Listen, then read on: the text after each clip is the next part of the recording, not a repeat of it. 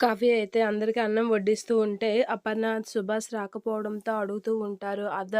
మామయ్య ఇంటి పెద్దయినా అన్నయ్య పెద్ద అన్నయ్యనే మీకే హక్కు లేదన్న కావ్య దగ్గర ఏమనలేక నోరు మూసుకొని ఉండిపోయాడు అన్నయ్య. అలాంటిది తన భర్తనే అందరి ముందు అవమానించిన కోడల్ని ఏమనలేక కామ్‌గా ఉండిపోయింది మా వదిన. ఇంకేమొస్తారు ఇక నీ చల్లని చేతులతో వడ్డించింది తినలేక మరెందుకని సిగ్గుకి ఇంట్లోనే ఉండిపోయారు. ఇంతమందిలో నువ్వు వాళ్ళని అవమానించావు కదా! ఇంకా వాళ్ళేం తింటారు నీ చేతులతో వండింది, పెట్టింది అని చెప్పి ధాన్యలక్ష్మి అయితే నానా మాటలు అంటుంది. కావ్య సుభాష్ విషయంలో ప్రవర్తించిన తీరుకి. ఇక రాజు అయితే ఏం మాట్లాడకుండా అలా చూస్తూ ఉంటాడు. అప్పుడు రుద్రాని ఆడిన మాటలకైతే అలా షాక్ అవుతూ ఉంటాడు. అలా షాక్ అయ్యి అలా వింటూ ఉంటాడు. ఏం చేయలేక అలా చూస్తూ ఉంటాడు. ఇక కావ్య, రాజు అయితే ఇలా మాట్లాడుకుంటూ ఉంటారు.